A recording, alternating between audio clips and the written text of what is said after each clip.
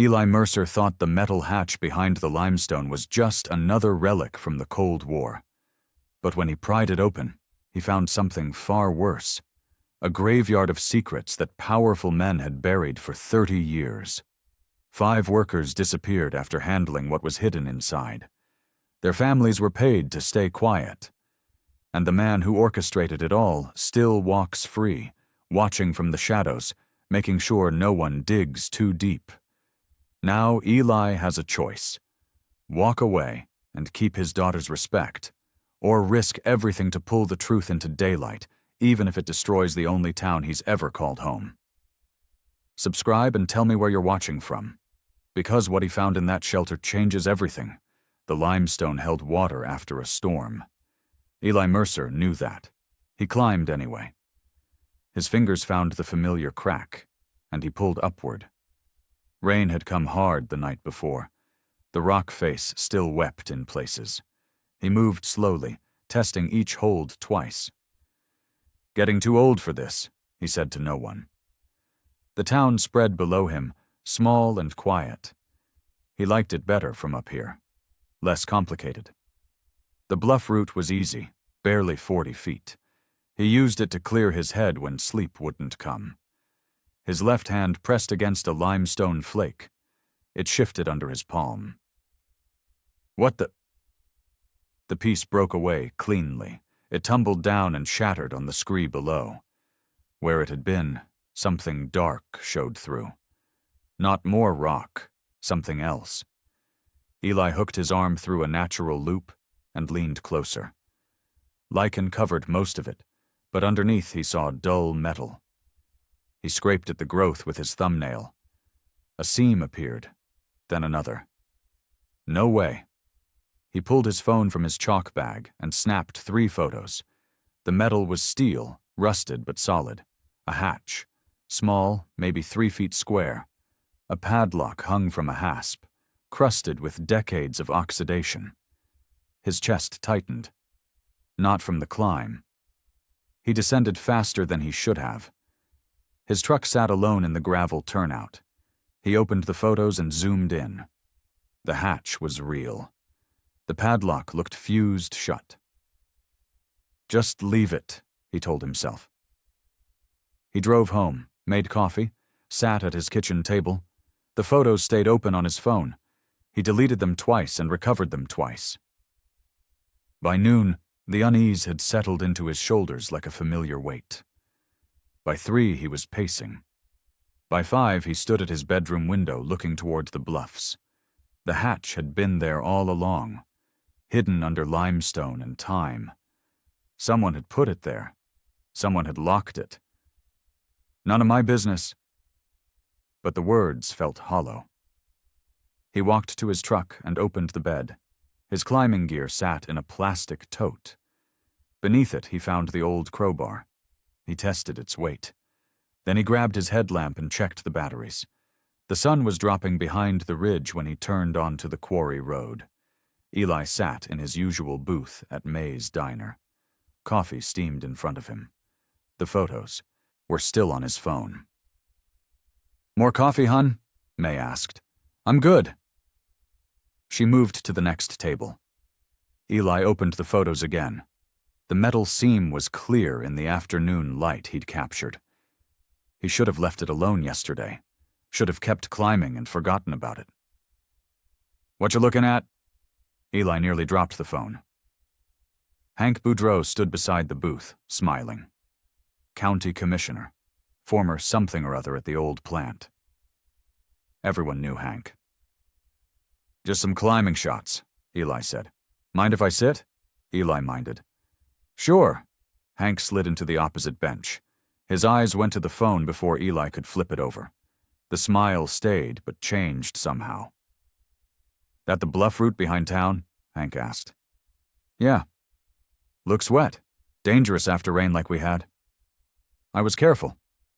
Hank stirred sugar into coffee he hadn't ordered. May brought it anyway. "You know, Eli, those cliffs are unstable. County gets nervous about liability." "I've climbed there for years." Sure. Just saying. Rocks fall, people get hurt, then lawyers get involved." Hank sipped his coffee. Best to stick to the marked trails. Eli met his eyes. I wasn't planning to go back. Smart man. Hank stood. You might want to delete those photos. Don't want folks getting ideas. Copycat climbers and all that. He walked to the register, paid for both their coffees, waved on his way out. May refilled Eli's cup without asking. Hank give you advice? Something like that. He's real good at advice. Eli watched through the window as Hank climbed into a county truck. The conversation had felt wrong. Too casual about specifics. Too interested in photos he'd barely glimpsed. Eli left cash on the table and walked to his truck. The crowbar was still in the bed. The headlamp batteries were still good. He'd been managed. Hank had managed him like a problem to solve. The anger came quietly. Eli started the engine. The sun was setting when he turned back onto the quarry road. The padlock was older than it looked. Eli worked the crowbar into the hasp and pulled. Metal groaned. The lock held. Come on! He reset his grip and wrenched harder. Something snapped. The lock fell into the weeds. Stale air rolled out when he lifted the hatch. Thick and cold. Wrong somehow. He clicked on his headlamp and peered down. Concrete stairs. Maybe 8 steps. They disappeared into darkness. His pulse hammered. What is this? He descended slowly. The stairs ended at a narrow corridor. His light caught stenciled letters on the wall. Shelter E12. Below that, faded and peeling, a laminated card hung from a nail. He pulled it free. A logo he recognized, the old chemical plant, and a number. Civil Defense, he whispered. The air tasted flat. Not quite bad, but not right either. His chest started to tighten. Ahead, the corridor bent left. Water dripped somewhere in the dark. He saw metal shelving along one wall, corroded and sagging. That's enough. He pocketed the card and backed toward the stairs. His light swept the floor. Boot prints in the dust. Recent, leading deeper. A sound stopped him halfway up. A rolling sound. Metal on concrete, coming from the bend he hadn't reached. Eli climbed fast. His hands shook, pulling the hatch down. It clanged shut, and the boom echoed. He sat on the limestone, breathing hard. The card was in his pocket. Proof of something. But proof of what? Behind him, below him, something metallic rolled again in the dark. Ruth Calder's office smelled like old paper and microfiche. She looked at the laminated card without touching it. Where did you get this? She asked. The bluffs behind town. Eli kept his voice low. There's a hatch. This was inside. You went inside? Just a few steps. Ruth pushed her reading glasses up. She was younger than Eli by 15 years, but carried herself like she'd seen more. County records clerk for 2 decades. She knew where bodies were buried. Metaphorically, Eli hoped. Shelter E12, she said. That's a decommissioned civil defense designation. From when? Cold War, early 60s. She turned the card over. This plant logo is later. 80s, maybe 90s. So they used it. Maybe. We have some annexes from that era, but the records are incomplete. She set the card down carefully. Some files went missing when the plant closed. Missing how? Missing. Transferred to state archives that never received them, or destroyed as duplicates. Ruth met his eyes. Why are you asking me this? Because something's wrong. Someone put a new lock on that hatch overnight, and Hank Boudreau told me to forget about it before I'd even mentioned it to anyone. Ruth's expression shifted. Hank said that? At the diner. Made it sound friendly. She was quiet for a moment. Then she pulled out a desk key and unlocked a file drawer. I'll look for cross-references. We have some plant-era maps in off-site storage. Can you access them? Tomorrow. They're at the old firehouse. She locked the drawer again. Eli, why do you want this trouble? He thought about the rolling sound in the dark.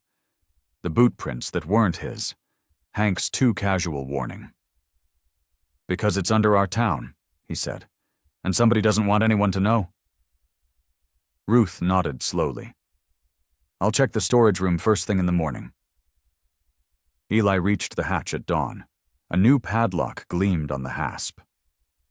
You've got to be kidding me. He circled the site. Fresh boot prints clustered near the hatch, smaller than his. The mud told a story.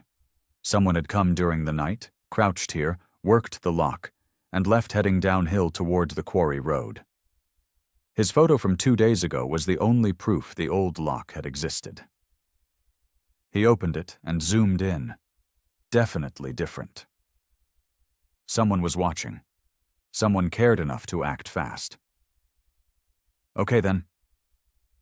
He drove to Harmon's Farm Supply, bought a cheap gas meter and a box of dust masks. The clerk asked if he was checking a crawl space. Something like that, Eli said. He met Ruth at the diner. She slid into the booth with a folder. Found something? He asked. Maybe. She opened the folder. Inside was a photocopied ledger stub, mostly blank. This was filed with the plant decommissioning records. It's a payroll note. Eli read it. Night transfer overtime, November 1993.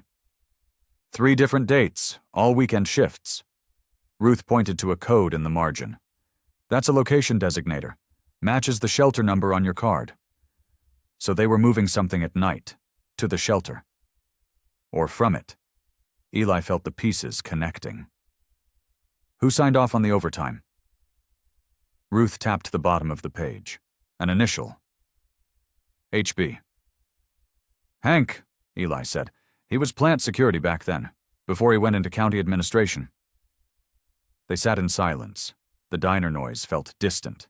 Eli thought about the boot prints, the new lock, Hank's warning. I need to go back inside, he said. With better equipment. Alone? Unless you're volunteering. Ruth closed the folder. Let me talk to someone first. Someone who might remember what happened. Who? Marla Dunn. She was a nurse at the plant clinic. Still lives on Sawyer Road. Eli nodded. When? This afternoon. I'll call you after. Ruth stood. And Eli? Be careful with that new lock. Whoever put it there is paying attention. Marla Dunn's house sat back from the road behind untrimmed hedges. Ruth knocked twice before the door opened. Ruthie called her, Marla said. Been a while? Hi, Marla, this is Eli Mercer. I know who he is.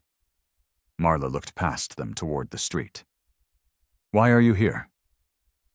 We want to ask about the plant, Ruth said. The years before it closed. Marla's face changed. I don't talk about that. We found something, Eli said. At the Bluffs, a shelter the plant used. Then you should leave it alone. We can't. Marla stood in the doorway, deciding. Then she stepped back. 5 minutes, and I'm not making coffee. They sat in her living room. Photos covered the mantel. Marla stayed standing. What do you want to know? She asked. Did the plant use outside crews? Ruth asked. Temporary workers? Sometimes, for cleanup projects. They called them contractors, but they were just men who needed money. Did you ever treat them? Marla's jaw tightened. A few times. Chemical burns, mostly. Rashes. One man had breathing trouble so bad we called an ambulance. What were they handling? I wasn't told. I dressed wounds and filed incident reports. Where are those reports now? Eli asked. Gone. Someone cleaned out the files when the clinic shut down. I remember because I'd kept copies of the serious cases. They were gone the next week. Someone took them? They told me I'd misfiled them, that they'd been transferred to corporate. But I knew better. Marla sat down finally. They paid me a bonus when I retired. Generous. And they asked me not to talk about clinic matters, for patient privacy. Ruth leaned forward. Marla, do you remember any names? The injured workers? They used cash pay. Most didn't give real names. But some did. Marla looked at her hands. There was a young man, summer of '93. He came in twice, burns on his arms and neck. He gave me his name because he thought he might file for workman's comp. Vale. His last name was Vale. Eli's breath caught. Tommy Vale? No, his father. I don't remember the first name. Marla's voice dropped. He never filed the claim. I heard later he'd had an accident, drowned in the river. You think it was an accident? I think he came to me twice and then he disappeared and nobody asked questions. The room fell silent. Eli thought about the rolling sound in the dark, about boot prints and new locks and 20-year-old lies. Thank you, Ruth said quietly. They left. On the porch, Marla called after them. Whatever you found, she said, don't go back alone, and don't trust the people who tell you to forget. The gas meter chirped the moment Eli opened the hatch. Ruth stood beside him, mask already on, spare flashlights in her pack. Reading? She asked. Eli checked the display. Oxygen's low, 85%. Should be 95. Safe enough? For a quick look. They descended. The corridor felt colder than before.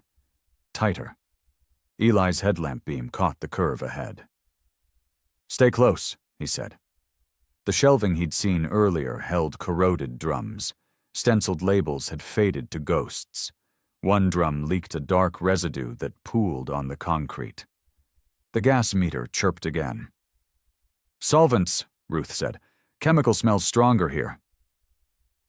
They moved past the first bend. The corridor opened into a wider space. Another door faced them, this one welded at the seams. Fresh grinder marks scarred the metal. Someone's been cutting, Eli said. Recently. He filmed the door with his phone. The welds were rough but deliberate. Whatever was behind it, someone wanted it sealed, or had wanted it sealed until very recently. The meter's chirp turned rapid. Eli, Ruth said. The oxygen reading dropped, 78%. Her flashlight flickered. Time to go, Eli said. They backed toward the stairs. The meter settled as they climbed. Outside, the evening air tasted sweet. Ruth pulled off her mask. We need to document everything. Photos, video, measurements. And then what? Then we figure out who to trust with it. Eli thought about Hank. About Tommy Vale's father. About Marla's warning. I'm not sure there is anyone, he said. Ruth pulled a thumb drive from her pocket. I'm uploading everything tonight, multiple copies. If something happens to the originals, we'll still have proof. The gas meter sat between them. Its readout had climbed back to normal. But Eli remembered how fast it had dropped, how the air had thickened. We're poking something that doesn't want to be found, he said. I know. They walked to their vehicles in silence. Behind them, the hatch boomed shut in a gust of wind. Eli heard the knock at 7 in the morning. Hank Boudreau stood on his porch holding a folder. Morning, Eli, Hank said. Got a minute? I'm having coffee. This won't take long.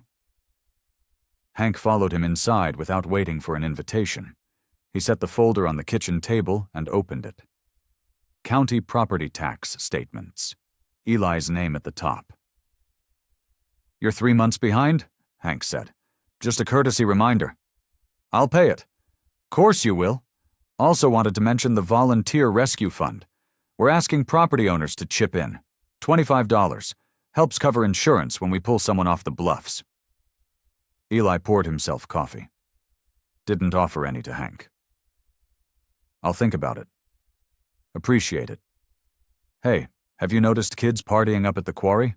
We've had complaints about noise, trespassing. Haven't seen anyone. Huh? Thought maybe you'd notice? You climb up there pretty regular. Eli's hand tightened on his mug. Not lately. Yeah, I heard different. Hank smiled. Small town, people talk. They worry about a man climbing alone, especially at his age. I'm careful. I know you are, but accidents happen. Rocks fall, equipment fails. Hank closed the folder. Just hate to see someone get hurt doing something they shouldn't be doing in the first place. They stood in silence. Hank's smile never wavered. The threat hung in the air, polite and clear. Anything else? Eli asked. Nope, just neighborly stuff. Hank moved toward the door. Oh, and Eli? If you see any kids messing around the bluffs, give me a call. We can handle it quiet. No need for state park rangers poking around. He left. Eli waited until the county truck disappeared before pulling out his phone. He called Ruth. He knows, Eli said. How much? Enough to warn me off. He's not subtle anymore. Ruth was quiet. Then, what do you want to do? Eli looked at the folder on his table.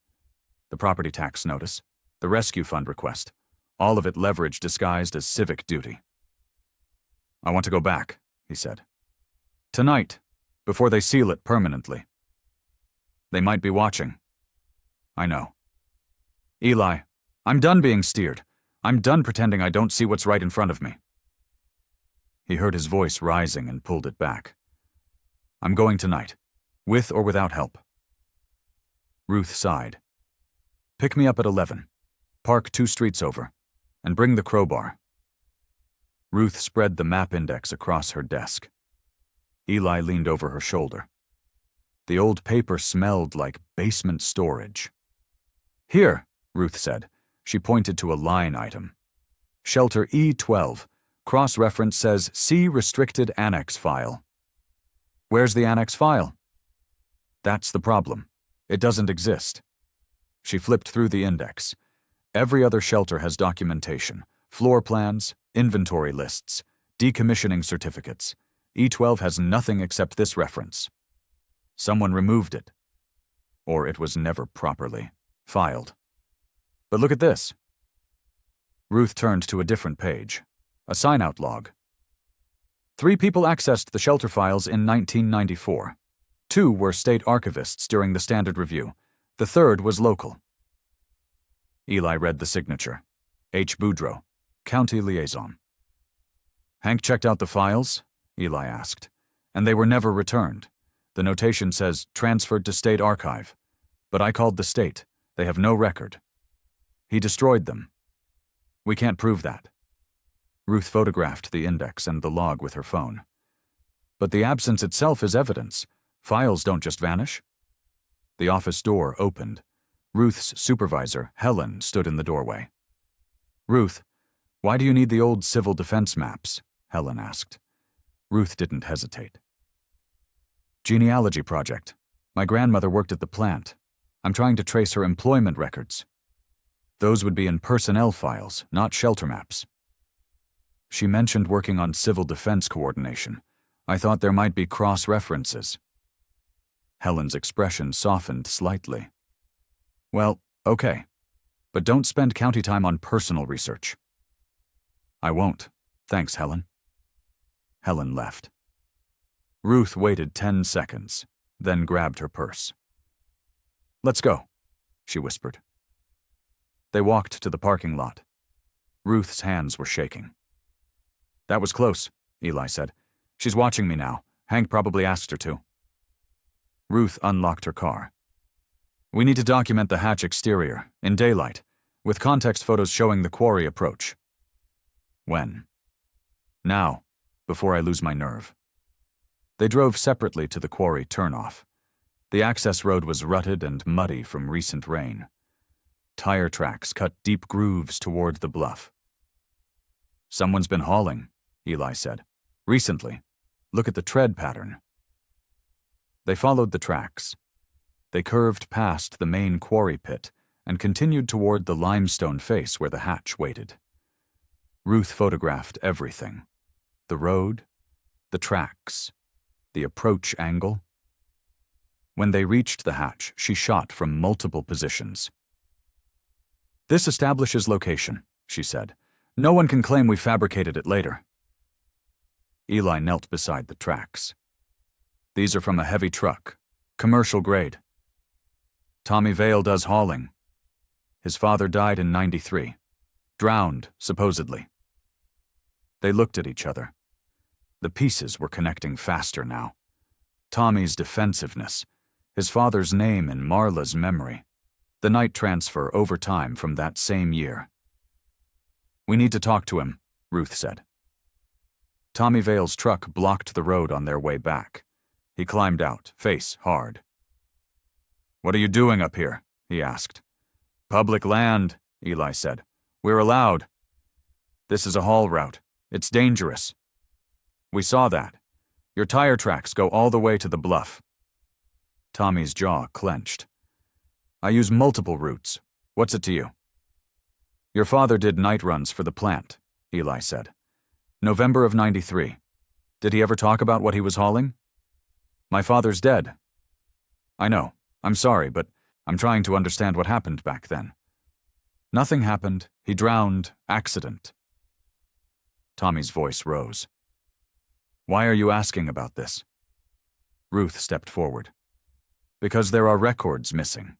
Payroll records, medical records, and your father's name appears in both places." "So what? He worked there. Lots of people did. He was injured twice, chemical burns. A nurse treated him. Then he disappeared." Tommy looked toward the bluff. Just a flick of his eyes, but Eli caught it. Recognition, maybe fear. "I don't know anything about that," Tommy said. "I think you do." "I was 12 when he died. I don't remember." "Tommy, get off my road." He climbed back into his truck. "And stay away from the bluff. It's not safe." He reversed hard, nearly clipping Ruth's car, and roared down toward town. "He knows something," Ruth said. "He's scared." "Of what?" Eli looked at the tire tracks leading to the hatch. "Of the same thing his father was scared of." They drove back in silence. Eli's phone buzzed as they reached the main road. A text from an unknown number.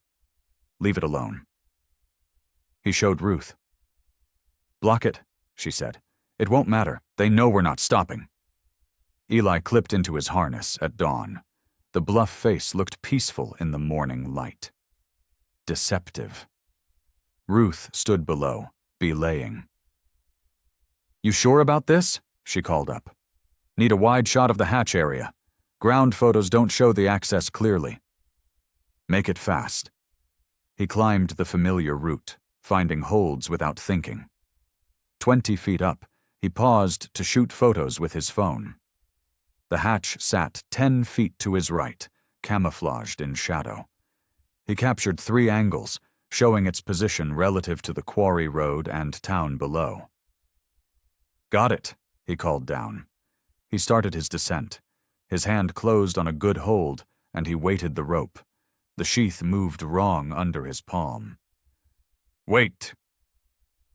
The outer layer peeled back like a banana skin. Inner strands showed white and frayed. He swung left hard, scrabbling for the wall. His shoulder hit limestone and he bounced, stabilizing on a tiny ledge no bigger than his boot. "Eli!" Ruth's voice was sharp with panic. "I'm okay, don't pull. The rope's cut." "What?" "Someone nicked the sheath. It held until I weighted it." His heart hammered. He pressed against the wall, testing the ledge. It held. Barely. The rope hung loose above him, damaged section visible now that his weight had exposed it. "Can you climb without the rope?" Ruth asked. "Maybe. Give me a second." He breathed slowly, forced his hands to stop shaking. Free climbing wasn't the problem. He'd done harder routes. But someone had cut his rope. Someone had tried to hurt him. Or worse. "I'm coming down," he said. He descended carefully, testing each hold twice. When his feet touched ground, his legs nearly buckled. Ruth examined the rope. This was deliberate, clean cut, hidden under the sheath. When? Had to be last night. Your gear was in your truck bed, right? Eli nodded. The parking spot behind his house. His truck unlocked like always because this was a small town where people trusted each other. Used to trust each other. They're not just warning anymore, Ruth said. They're hunting. Gravel crunched on the trail above them. They both froze. A figure appeared on the ridge, backlit by morning sun, too far to identify. The figure stood for 5 seconds, then disappeared. We need help, Ruth said. Someone outside this. Someone who can't be pressured. Who? I don't know yet, but we can't do this alone anymore. The envelope appeared under Eli's door at 3 a.m. He heard the scrape of paper on tile and came out of sleep fast. By the time he reached the door, no one was there. Inside, photocopied manifests, shipping records, transfer authorizations, all dated 1993-1994, all stamped with the plant logo. His hands shook as he read. Drums, recover, hold. Night transfer authorized. HB. Line after line.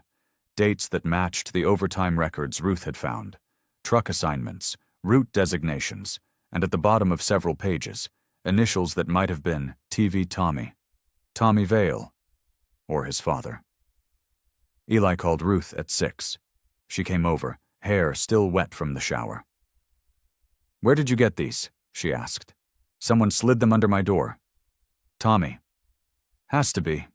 He wouldn't talk to us, but he couldn't sleep either. Ruth spread the manifests across the kitchen table. She photographed each page methodically. This is documentation of illegal dumping, or storage. The recover hold language means they were keeping hazardous materials on site instead of disposing of them properly. Why? Cheaper than proper disposal, and the shelter was already there, hidden. Perfect place to hide a problem. Until it wasn't hidden anymore. Right. Ruth tapped one manifest. Look at the dates. All late at night, all weekends. The transfer stopped in January of '94. When Tommy's father died. When someone made sure the operation stayed quiet. They sat in silence. Thunder rumbled in the distance. The weather report had warned of stalled storms, multiple days of heavy rain. We need to hide the originals, Ruth said, and make more copies. Your place? No. Helen's watching me at work, and I don't trust my apartment. Someone's been following me. Are you sure? Same car twice yesterday, different drivers. Eli felt the weight settling. This wasn't paranoia. This was real. We'll use a safety deposit box. Bank in the next county. Good. And Eli? We need to go back inside that shelter one more time, before the rain comes. If they're moving to seal it permanently, this might be our last chance. When? Tonight. Late. When everyone's asleep. The thunder rolled again. Closer now. The first drops of rain began tapping the windows. The gas meter chirped steadily as they descended. Eli's headlamp cut through darkness thicker than before. Ruth stayed close, her breathing loud in the confined space. Readings? She asked. Oxygen's at 79%, holding steady. Eli moved toward the welded door. But the solvent smells stronger. That's not good. The door's welds showed fresh scarring. Someone had been grinding again. Recently. Eli ran his fingers over the marks. They started to cut through, he said, then stopped. Why stop? Maybe they heard something. Or maybe they finished what they came for. Ruth circled the door, searching for gaps. She found one at the bottom corner. Eli, look. He crouched beside her. Beyond the gap, a narrow passage sloped downward. His light caught wire mesh. A cage, and stacked inside, drums. Dozens of them. My God, Ruth whispered. She pulled out her phone and started filming. Eli wedged his light into the gap for better illumination. The cage had a placard. Recovered. Hold. Official looking. Corporate bureaucracy applied to criminal concealment. They knew, Ruth said. The plant management knew they were storing hazardous waste illegally and they documented it anyway. Arrogance, or they thought it would never be found. The gas meter's chirp changed pitch. Eli checked the display. Oxygen's dropping, 68% now. That's not safe. I know, we need to… Water dripped onto his hand. Then another drop. He looked up. A crack in the concrete ceiling wept moisture. The sound of water was louder now, not the slow drip from before. Something faster, deeper. There's a culvert, Eli said. Above us. The rain's feeding into it. How much rain? Enough. The forecast said 3 days of storms. They recorded 30 more seconds of video, then retreated. At the stairs, Eli paused. He aimed his light back at the corridor. At the very edge of the beam, something moved. A shadow or a person, too quick to be sure. Did you see that? He asked. See what? I thought, never mind, let's go. They climbed fast. Outside, rain fell steadily. Not heavy yet, but persistent. The quarry road would be mud by morning. We have enough, Ruth said. Video of the cage, the drums, the placard. Combined with the manifests, we can prove what happened. We still don't know who to give it to. State Environmental Protection. Federal EPA, if necessary. What if they clean it out before investigators arrive? Then we have documentation that it existed. That's something. Eli locked the hatch with his own padlock this time. A small act of defiance. We're committed now. No turning back. Thunder cracked overhead. The rain intensified. They ran for their vehicles. Behind them, below them, water began finding new paths through old stone. Ruth called at dawn. I found the connection. Eli was already awake, watching rain hammer his windows. What connection? The initials on the manifests. HB signed off on the night transfers, but there's a secondary signature on 3 of them. Different initials. RV. RV? Robert Vale, Tommy's father. I cross-referenced with the payroll stubs. He was the primary driver on the recovery team. So he knew what he was hauling. And he got hurt doing it. Twice. Chemical burn severe enough for medical treatment. Ruth's voice tightened. Then 3 weeks after the last manifest, he's found dead in the river. Accidental drowning. That's what the death certificate says. But Eli, I pulled the incident report. There was a witness. Someone who saw him go into the water. Want to guess who? Hank. Hank Boudreau, plant security chief. He filed the report. He identified the body. He coordinated with the county sheriff. Eli's stomach turned. He killed him. We can't prove that, but the timeline is suspicious. Vale handles toxic waste, gets injured, then dies right after the operation shuts down, and Hank's signature is on everything. Did anyone investigate? Perfunctory review. Accidental death. Case closed. Ruth was quiet for a moment. There's something else. I visited Marla again last night. Showed her the photo of Tommy's father from his obituary. She remembered him. Said he came to the clinic 3 times, not twice. 3. The 3rd visit was 2 days before he died. She remembered because he seemed scared. Wanted to know if the burns would leave permanent damage. If anyone would be able to trace what chemical caused them. He was thinking about talking. Marla thinks so too. She said he asked her if clinic records were confidential. She told him they were supposed to be, but the plant had access. Eli thought about Tommy, about the envelope under his door, about a 12-year-old boy losing his father and spending 30 years wondering if it was really an accident. Tommy knows, Eli said. He's known all along. Or suspected? The manifests prove his father wasn't just a driver. He was a witness. Maybe the only witness who could have testified about what was buried in that shelter. And Hank made sure he never would. Rain battered the roof. 3 days of storms, the forecast said. The quarry road would be impassable soon. The shelter might flood. Ruth, I think we need to call the EPA today, before the rain destroys the evidence. We don't have enough yet, just manifests and video. They'll want physical samples, chain of custody. Then we go back one more time, get samples, get photos of serial numbers on the drums.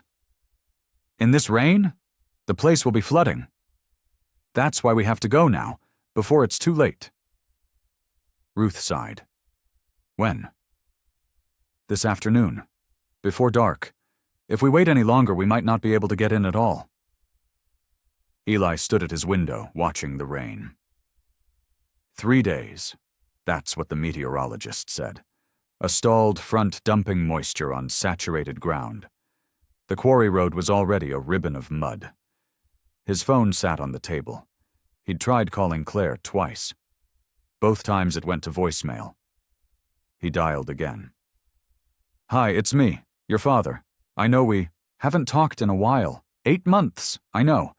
But I need your help. There's a hazardous structure near town. Chemical waste. Someone died because of it, and now people are trying to cover it up. I have documentation, but I need someone who understands environmental assessment. Someone who can make the right agencies pay attention. He paused. Tried to find words that wouldn't sound desperate. I'm not asking you to forgive me. I just need your expertise. Please, call me back. He ended the message, stared at the phone. She wouldn't call. Why would she? He'd failed her mother. Failed to demand accountability when it mattered. Claire had been 17 when her mother died from toxic exposure at work. 17, and watching her father swallow anger instead of demanding investigation. She'd never forgiven him. Maybe never would. The rain drummed harder. He thought about Robert Vale drowning in this same rain 30 years ago. About truth swallowed by water and time. His climbing gear sat by the door. Rope, harness, carabiners. He added a headlamp, extra batteries, a crowbar, a small pry bar for sampling, evidence bags from the hardware store. The phone rang. Ruth. I'm suspended, she said. What? Helen called me an hour ago. Said I'm on administrative leave pending a security review. Someone reported that I've been accessing restricted files and using county resources for unauthorized research. Hank. Of course it's Hank. But it's effective. I can't get back into the records office. I can't access the archives. What about the copies we made? Safe. I have them at home. But Eli, this means they know we're close to something. They're moving to shut us down. Eli looked at his gear. At the rain. At the clock showing 2 p.m. We go tonight, he said. Late, when no one expects it. We get physical evidence and we call the EPA in the morning. If they try to stop us, we make it public. Social media, local news, whatever it takes. That's dangerous. It's already dangerous. They cut my rope. They're following you. They've isolated us from official channels. If we wait, they'll finish sealing that shelter and we'll have nothing but copies of old manifests. Ruth was quiet. Then, okay, meet me at 11. Park behind the old Woolworths. We'll walk in from the North Trail. Agreed. And Eli, if something happens, if we get separated or caught, you send everything to the EPA immediately. Don't wait. Don't try to negotiate. I will. Promise me. I promise. After she hung up, Eli made a final call. State EPA hotline. He got a recording. He left his name, number, and a brief description. Illegal chemical waste storage. Documented cover-up. Multiple deaths. I have evidence. Call me back urgently. It probably wouldn't matter, but if something went wrong tonight, at least someone official would know. He checked his door lock. Made sure his documents were backed up. Ate a small meal because he knew he should. Then he sat in his living room and watched the rain and waited for darkness. Sleep wouldn't come. Eli lay in bed listening to rain strike the roof in waves. The wind had picked up. Trees bent and hissed outside his window. He kept thinking about Claire, about the last time they'd spoken. 8 months ago. her voice cold. "You never stand up for anything, Dad. You just let things happen." She'd been talking about his retirement, about his choice to leave the utility company quietly instead of fighting the age-out policy. But they both knew she meant something older, deeper. Her mother, the chemical plant where she'd worked, the lung disease that killed her over 18 months, and Eli's silence when Claire begged him to demand investigation, to push for OSHA review, to make someone accountable. He'd been afraid of lawsuits, afraid of losing his pension, afraid of making waves in a small town. So he'd done nothing. And Claire had watched her mother die, and then she'd watched her father fail to demand justice, and that had broken something between them that never healed. Now he was pushing for investigation. Now he was risking everything. Too late for his wife. Maybe not too late for his daughter's respect. At 11:30, a truck engine idled 2 streets over. Eli went to the window. County maintenance vehicle. Sitting there. Lights off. 10 minutes later, it rolled away. They were watching. Or warning. Either way, the message was clear. Eli checked his gear one more time. Everything ready. Phone charged. Documents uploaded to cloud storage. Backup thumb drives hidden at Ruth's place and in his safety deposit box. His phone buzzed. Text from Ruth. "Ready when you are." He typed back. "On my way." He locked his house, put his gear in the truck, drove the back roads to the old Woolworth's parking lot. Ruth's car was already there. She got out as he pulled up, carrying her own pack. "You sure about this?" she asked. "No, but we're doing it anyway. If Hank shows up, we document everything. We broadcast live if we have to. We don't let them bury this again." They started walking. The North Trail was slick with mud. Rain soaked through their jackets in minutes. The town fell away behind them. The bluff rose ahead, darker than the night sky. Eli's phone vibrated. He pulled it out, shielding the screen from rain. "Unknown number." He answered. "Hello?" Silence, then breathing, then a voice he didn't recognize. "Turn around," the call ended. "What was that?" Ruth asked. "Someone telling us not to go. Are we listening?" Eli looked at the trail ahead. The bluff. The hatch somewhere up there with its secrets. He thought about Robert Vale, about his wife, about Claire's voice saying you never stand up for anything. "No," he said. "We're not listening." They kept walking. The quarry road was gone. Water ran in sheets down the rutted track, carving new channels through mud and stone. "We can't drive this," Ruth said. "There's a high trail. Climbers use it. Stays above the wash." They parked and hiked. Rain hammered them. The trail was narrow and treacherous. Eli's boots slipped twice. Ruth caught herself on a tree before sliding into the gully below. 40 minutes of hard climbing brought them to the bluff face. Eli swept his light across the limestone. The hatch sat 20 feet up, right where it should be, but something was wrong. "The lock," Ruth said. "It's gone." Eli climbed closer. The new lock he'd put on yesterday, his lock, was missing. The hatch stood slightly open. Water beaded on the exposed steel edge. "Someone's been here," he said. "Recently." "In this storm? Look at the mud." His light caught boot prints on the narrow ledge. Small prints, smaller than his, leading to the hatch and disappearing inside. "Fresh. Within the last hour." Ruth pulled out her phone. "Should we call someone?" "Who? The sheriff's office where Hank has friends? County commissioners where he sits on the board?" "Then what?" Eli looked at the open hatch, at the darkness below. Someone was down there. Someone who'd come in the storm. Someone who didn't want to be seen. "We go in," he said, "but we're careful, and we document everything. If it's Hank..." Then we have him trespassing in a hazardous waste site, on video. Ruth nodded slowly. Okay, but if anything feels wrong, we leave. Deal? Deal. They climbed to the hatch. Eli eased it open fully. Stale air mixed with rain. His light cut down the stairs. The corridor below was still, silent except for the sound of running water. They descended. The gas meter chirped immediately. Eli checked the reading. 72% oxygen, he said. That's marginal. How long can we stay? 10 minutes, maybe 15. They moved through the corridor. Water ran along the walls now, streaming from cracks in the ceiling. The floor was slick. Their boots splashed through puddles that hadn't been there 2 days ago. The welded door stood open. Someone had finished cutting through. They did it, Ruth whispered. They breached the seal. Beyond the door, the passage sloped downward. The wire cage Eli had seen through the gap now stood fully visible.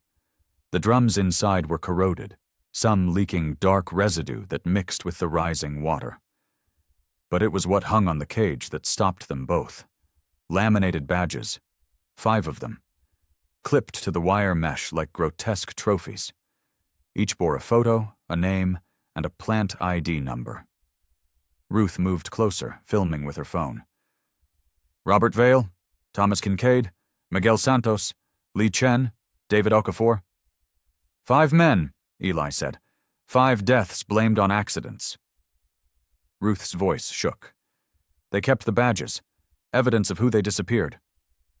Eli photographed the cage, the drums, the badges, every angle, every detail.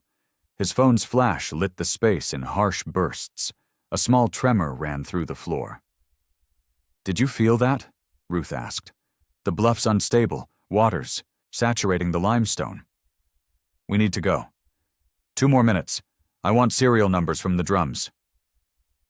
Eli moved closer to the cage. He shot photos of drum labels, dot hazard classifications, dates of manufacture. Each one was evidence. Each one was proof of criminal negligence. The tremor came again, stronger. A piece of concrete fell from the ceiling and splashed into the rising water. Eli. I'm done. Let's move. They turned toward the stairs. A beam of light cut through the darkness ahead. Then another. Someone was blocking their exit. Hank Boudreau stood at the base of the stairs. 2 county deputies flanked him, flashlights in hand. All 3 wore rain gear and expressions Eli didn't like. Evening, folks, Hank said. Dangerous night for a hike. Eli's hand tightened on his phone. We could say the same. We got a call about trespassers in a hazard zone. Came up to make sure no one got hurt. Hank smiled. Not friendly. Tired. You 2 need to come out of there. This place is unstable. We're documenting a crime scene, Ruth said. What crime would that be? Illegal waste disposal. Cover-up of workplace deaths. Murder. The deputies shifted. One of them, younger, nervous, looked at Hank. Sir, what's she talking about? Conspiracy theories, Hank said. Ruth here lost her job and now she's trying to cause trouble. Eli's helping her because he's lonely and bored. We have evidence, Eli said. Manifests. Video. Badges from 5 dead men hanging on that cage back there. I don't see any cage. Because you're not looking. I don't need to look. I need you 2 to hand over your phones and cameras and come out of there before the whole thing collapses.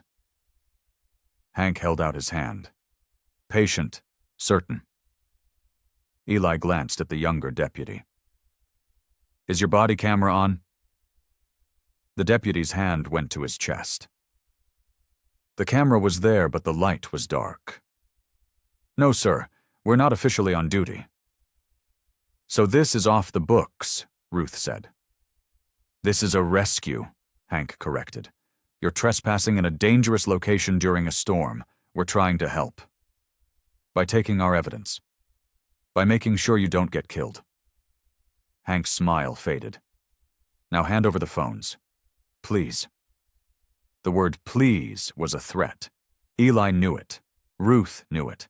The deputies probably knew it too. A deep crack echoed from somewhere below them.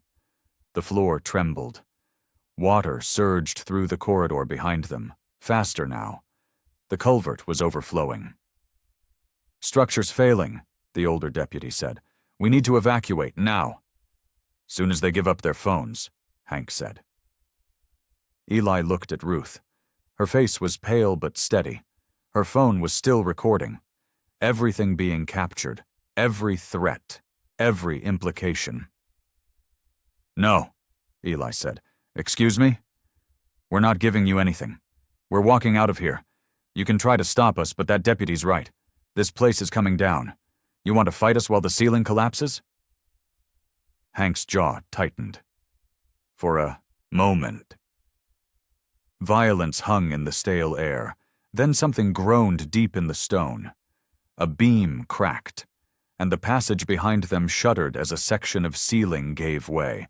The slab fell like a guillotine. Concrete and limestone slammed into the corridor 15 feet behind Eli. Water erupted from the new gap, surging forward in a churning wave. "Move!" the older deputy shouted. Everyone scrambled for the stairs. Eli grabbed Ruth's arm as her foot slipped. Hank lunged forward and kicked a support beam as he passed. Not hard, just enough. The beam shifted, groaned, and swung down across the stairwell. Hank was halfway up when the beam caught him. It didn't pin him completely, just his left leg below the knee. But he was trapped, and the water was rising. "Help me!" Hank's voice cracked, all pretense gone. "Please!" The deputies reached for him, but the beam was too heavy. The older one looked at Eli. "We need leverage, something to pry with." Eli had a crowbar in his pack.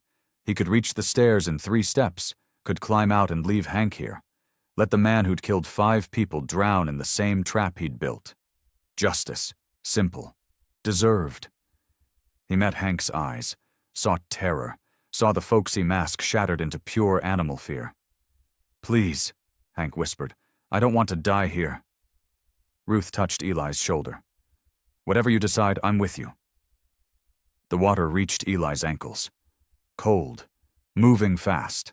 The culvert was a fire hose now, pumping runoff directly into the failing chamber. Eli thought about his wife. About Claire. About the man he'd been when he chose silence over justice. About the man he was trying to become. "Damn it!" He pulled the crowbar from his pack. "Hold his shoulders, keep his head up." "What? Just do it!" Eli jammed the crowbar under the beam, set his feet. His shoulders screamed as he heaved. The beam shifted an inch. 2 inches. "Pull him!" Eli shouted. The deputies grabbed Hank's arms and dragged.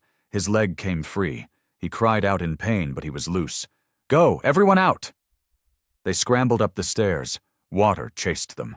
Behind them, the corridor collapsed completely. The sound was enormous. Grinding stone and rushing water and metal twisting. They burst through the hatch into blinding rain. Eli rolled onto the muddy ground, gasping. Ruth collapsed beside him. The deputies hauled Hank out last. His leg was bent wrong, but he was alive. Car lights swept the quarry road below. Someone else was coming. "Who's that?" the younger deputy asked. A figure appeared on the trail, moving fast despite the rain and darkness. Eli squinted against his headlamp's glare. "Dad?" His heart stopped. Claire. She was soaked, carrying a professional field kit, wearing clothes he recognized from her EPA days. She reached them and immediately assessed the scene. "Who's injured?" she asked. "Him." The older deputy pointed at Hank. "Leg's broken, maybe worse." Claire knelt beside Hank. She was efficient, professional, giving nothing away. "Don't move. Ambulance is coming. I called them before I hiked up." "You came," Eli said. "I got your message. Drove through the night." She looked at him. Really looked at him. "You said someone was covering up a hazmat site. I'm a licensed environmental assessor. This is what I do." "I know. I'm sorry I—" "Later. Where's the contamination?" Below, but it just collapsed. Did you get samples? Documentation? Ruth held up her phone. Video, photos. I have a backup drive in my pack. Good. Don't let anyone take it. Claire stood and faced the deputies. I'm Dr. Claire Mercer, EPA contract assessor. This is now a federal environmental investigation. You need to secure the perimeter and call state hazmat. The younger deputy looked uncertain. Hank tried to speak, but Claire cut him off. You have the right to remain silent. I suggest you use it. You can't. I can, and I am. You're going to be charged with illegal disposal of hazardous materials at minimum. Maybe more. Depends on what's in that video. Hank's face went gray. He tried to grab for Eli's pack, but Claire stepped between them. Steady. Cold. Protecting her father without acknowledging it. Sirens echoed from the valley. Help was coming. Real help. The older deputy stepped back, made a call on his radio, asked for state environmental and the Attorney General's office. Hank slumped in the mud, broken leg and broken cover story bleeding out together. Claire turned to Eli. Are you hurt? No, just tired. Good. Because I'm going to need you to give a full statement. Everything you found. Everything that happened. I can do that. For the first time in 8 months, she almost smiled. I know you can. Tommy Vale's truck appeared at the top of the access road. He climbed out slowly, face white, walked to where they stood. I saw the lights, he said.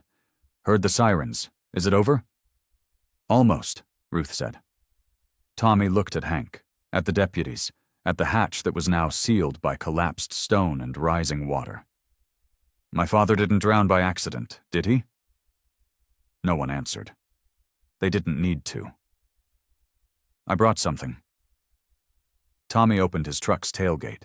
A cardboard box sat inside. More manifests, payroll records, photos my dad took before he died. He hid them in our attic. I found them when I was 16. Why didn't you come forward before? Claire asked. I was scared. Everyone said my dad's death was an accident. I was just a kid. Who would believe me? Tommy's voice broke.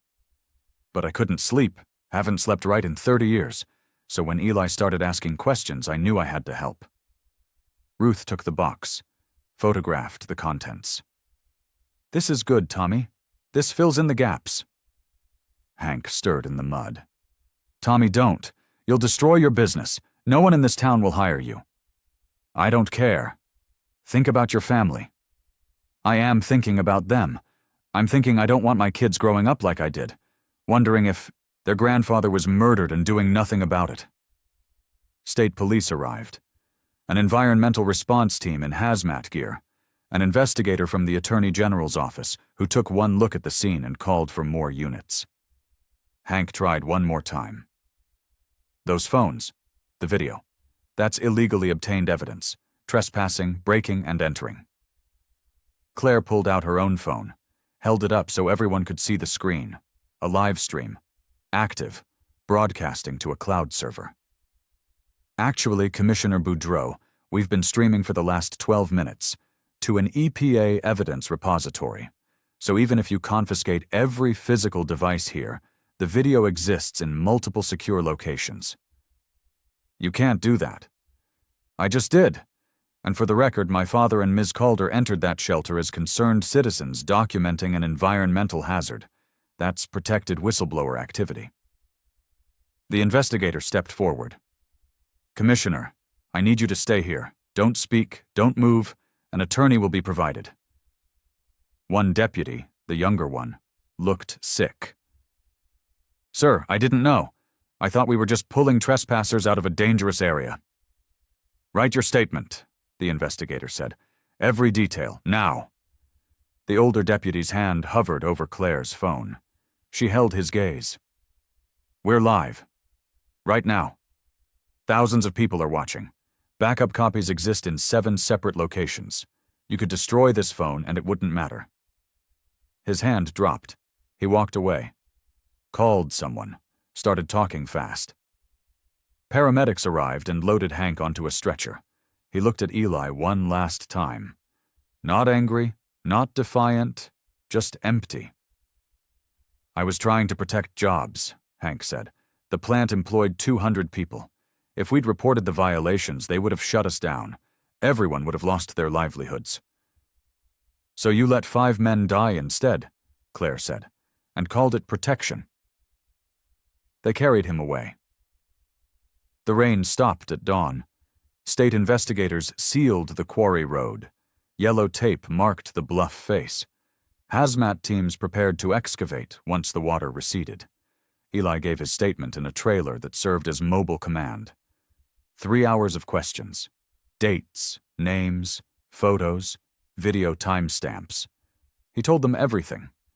Ruth went next, then Tommy, then Claire, who provided technical assessment of the contamination risk. Marla Dunn arrived unbidden at noon. She carried a box of photocopies she'd kept from her clinic days, medical records she'd been told to destroy, but had hidden instead. "I couldn't sleep either," she said. "Not after you came asking. I should have spoken up 30 years ago." The investigator looked through the records. "These document a pattern of chemical exposure. Multiple workers, repeat injuries, no OSHA reports filed." "They paid me to stay quiet," Marla said. "Not explicitly, but the message was clear. I took the money because I was scared. I'm not scared anymore." By afternoon, news crews arrived. Local first, then regional. Claire spoke to them as the EPA's representative. Professional. Precise. She explained the scope of the contamination, the evidence of cover-up, the potential health impacts. "Was anyone held accountable?" a reporter asked. "That's for the legal system to determine. But we have documentation. We have testimony. We have video evidence that's been preserved in multiple secure locations. The truth is protected now." Eli watched from a distance. Claire saw him and excused herself. Walked over. "You did this," she said. "You started this. I should have done it years ago, for your mother. Maybe, but you did it now. That matters." They stood in silence. Not comfortable yet, but not hostile either. Just two people trying to find their way back to each other. "I'm staying for a few days," Claire said. "The EPA wants a full site assessment. It'll take time." "You can stay at my place, if you want." "Maybe. Let's see how it goes." Progress. Small but real. Ruth appeared, looking exhausted. Helen called. "I'm officially fired." "I'm sorry," Eli said. "Don't be. The ACLU called too. They want to represent me. Wrongful termination. Whistleblower retaliation. They think we have a strong case." "Will you take it?" "Hell yes, I'll take it. Someone needs to make the county pay for trying to bury this." Tommy stood by his truck, talking to a state police officer, giving more information, probably destroying what was left of his business relationships. He caught Eli's eye and nodded. No regret, just relief. The investigator called them all together. "We're going to need you available for grand jury testimony, probably next month. Can you do that?" Everyone said yes. "Good. And for what it's worth, thank you. People like you are rare. Most folks see something wrong and look the other way. You didn't." 3 weeks later, Eli stood with Claire at the small memorial park near the river. 5 new names had been added to the monument for workplace deaths. Robert Vale, Thomas Kincaid, Miguel Santos, Lee Chen, David Okafor. Fresh flowers lay at the base. Tommy had put them there. "The town's divided," Claire said. "Some people think you're heroes. Others think you destroyed what was left of the economy." "What do you think?" "I think you told the truth. Sometimes that has a cost." Ruth had been placed on unpaid administrative leave pending an inquiry. The ACLU was fighting it. The local paper had run editorials both supporting and condemning her. Her mailbox had been vandalized twice. Tommy had lost 3 major contracts. His phone stopped ringing. But he'd posted an open letter on social media about ending his family's silence. It had been shared 10,000 times. People from other towns had started calling, offering work.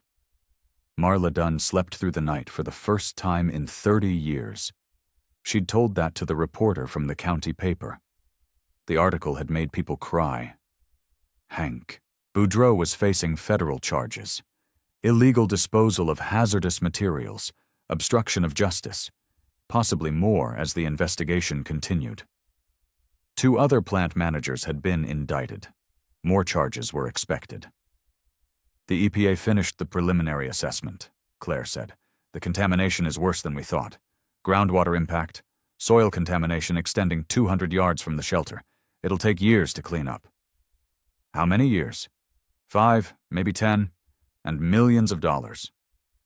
Eli looked at the names on the monument. Those men deserved better. They did, and now their families know what happened. That's something. They walked the quarry road together. It was closed to vehicles but open to foot traffic. The hatch was gone, buried under controlled demolition and safety barriers. The EPA was building a containment structure. Warning signs marked the perimeter. Eli didn't try to climb anymore. Didn't need to. The weight he'd carried for 8 months, for 30 years if he was honest, had lifted when they'd walked out of that shelter with the evidence intact. Claire's phone buzzed. She checked it. I need to go. Conference call with the regional office. Okay. But I'll be back for dinner. Your place, if the invitation still stands. It does. Good. I'll bring wine. She walked to her car, turned before getting in. Dad? What you did, starting this, risking everything, I'm proud of you. The words hit harder than any rope breaking, harder than any rock falling. Thank you, he managed. She drove away. Eli stood alone on the road. The bluff face rose behind him, marked now with warnings and barriers. The truth was exposed. The cost was real, and the ground between him and his daughter was finally solid. He walked home as the sun broke through the clouds.